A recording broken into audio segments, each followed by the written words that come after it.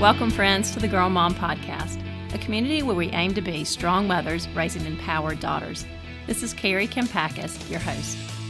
Today's show is about letting people help you. Nobody wants to be a burden, but even in Scripture, we're told to help carry each other's burdens. We're called to support each other in community. For some people, verbalizing a struggle feels natural, and for others it does not. And wherever you fall on this spectrum, I'll offer some thoughts and tips that can help you build deeper and richer and more honest relationships. Whether you're listening to this episode alone, with friends, or with your favorite girl, I hope it encourages you to share your struggles with people you trust while also being that safe place for your family and friends. Thanks for tuning in and enjoy the show. Recently in our home, I implemented a new motto, and that motto is, "Don't struggle alone." I know this sounds like common sense, but the fact is, these words need to be articulated, especially to our children and teenagers. After all, we live in an age where people are lonelier and more disconnected than ever before. We get bombarded by messages on social media that suggest that everybody else is living the dream, which can make us feel more alone and embarrassed about our own problems. As parents, we can't always assume that our kids will come to us if they have a trial or a struggle.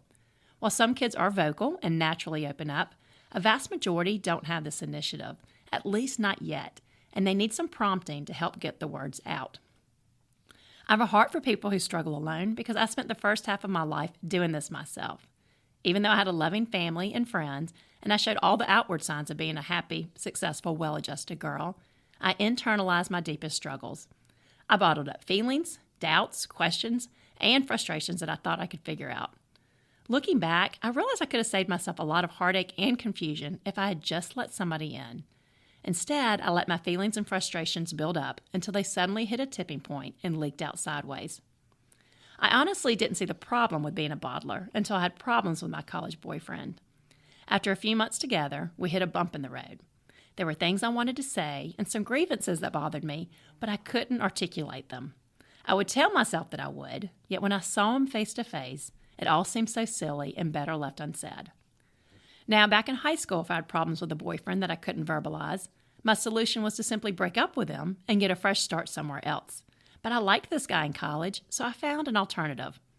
I wrote him a letter that was 7 pages long, and the poor guy had no idea that I was even unhappy until I handed him the dissertation. It completely caught him off guard, but thankfully he was sweet about it. And after he read the letter, he said he was really glad I told him. It hit me then that people are not mind readers, and if I wanted someone to know what I'm thinking or feeling, I had to tell them. This is true even for people I feel close to, who I often mistakenly believe should know me well enough to pick up on all the clues. My college boyfriend got several letters during the years that we dated because admitting some things out loud just felt awkward, and I found it easier to be honest on paper. He was a good sport, and years later, well after we had broken up, he jokingly told me that he always knew we were having problems whenever he got a new letter. As embarrassing as it was to write those, I'm glad I did it because they helped me move forward. They were baby steps in the right direction. And even then, I hoped that one day I'd be able to verbalize the words that only felt safe to say with pen and paper. I was about a year out of college when I started to date my husband. We'd been friends since we were 18, and when we fell for each other, we fell hard. And we knew immediately that one day we'd get married. I also knew in my heart of hearts that if I did not learn to express myself, if I brought my old habit of bottling things up into this relationship, if I let little issues turn into big issues because I was too chicken to be honest early in the process, then I might lose Harry. That alone was motivation for me to work on this habit that had hurt me in the past and prevented me from showing my most vulnerable side to anyone. It was hard at first and definitely awkward, but I trusted Harry enough to open up. And thankfully, the more I shared, the easier it became to dig deeper. Even though most of my struggles had nothing to do with him, he listened and empathized. And when he didn't run off, when he grew to love me even more because of my honesty, it gave me the confidence to be me. It showed me what the love of Jesus looks like in real life, and this inspired more transparency in other relationships I had as well, because I wanted to experience more of this deep, genuine, authentic connection. Today, I can talk to Harry like I would a therapist, and truths that I may have once bottled up or felt ashamed of, I can easily speak out loud. And I do speak them out loud because I know we have an enemy who wants all of us to feel lonely, ashamed, and isolated.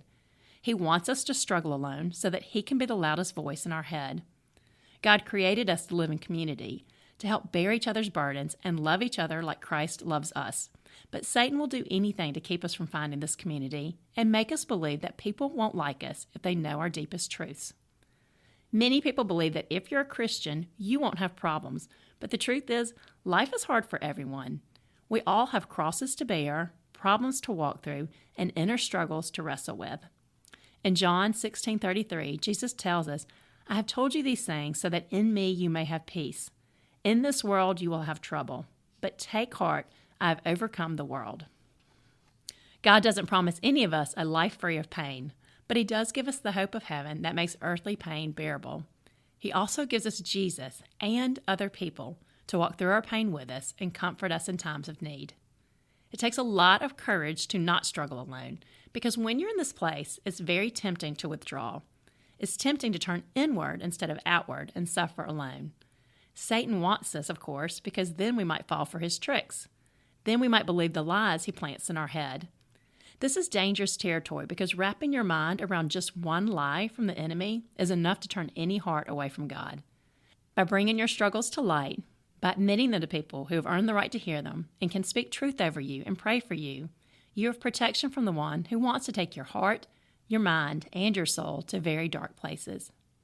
In the best-selling book, Boundaries, the authors say that even when your life seems to be in order, isolation guarantees spiritual vulnerability. Only when your house is full of the love of God and others can you resist the wiles of the devil.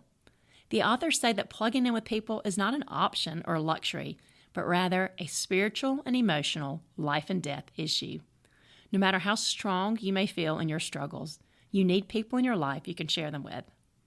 Your children, your teenagers need this too, and chances are you know already how your children handle their struggles.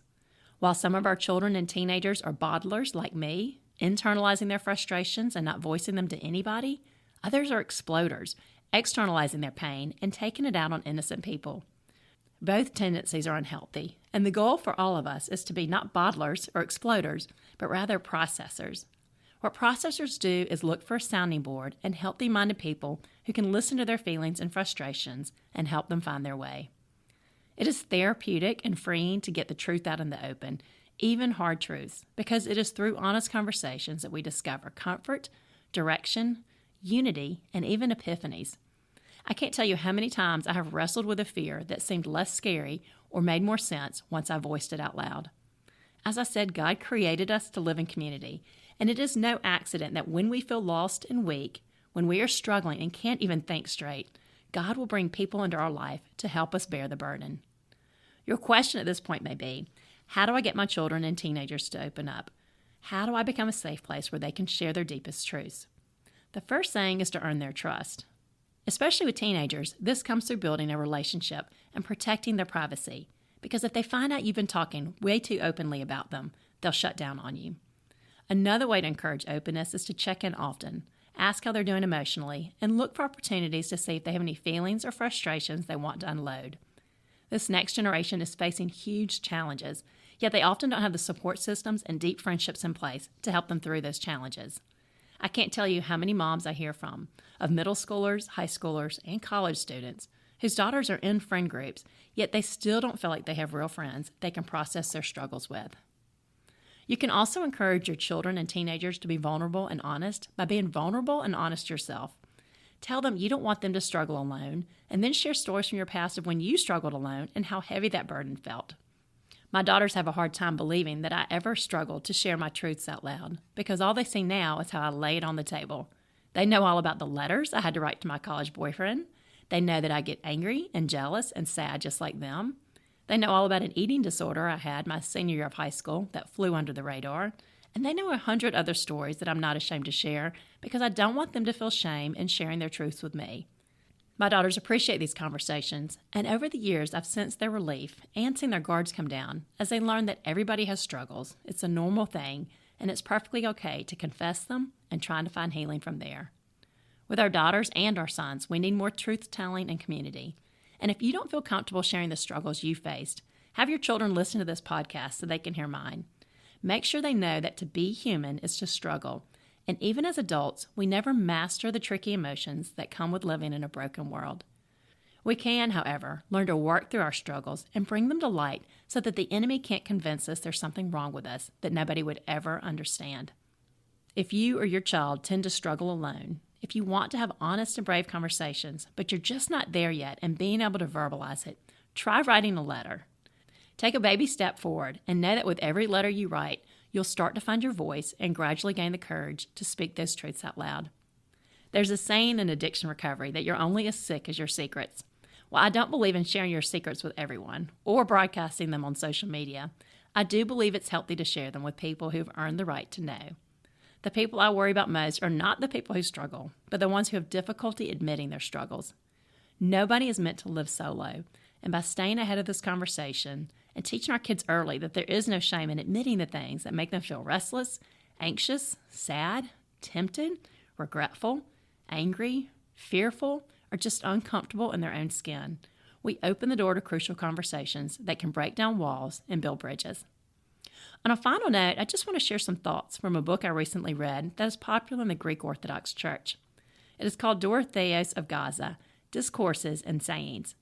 Dorotheos was a Christian monk who lived in the 6th and 7th centuries, and this book is packed with timeless wisdom on how to live in peace and harmony.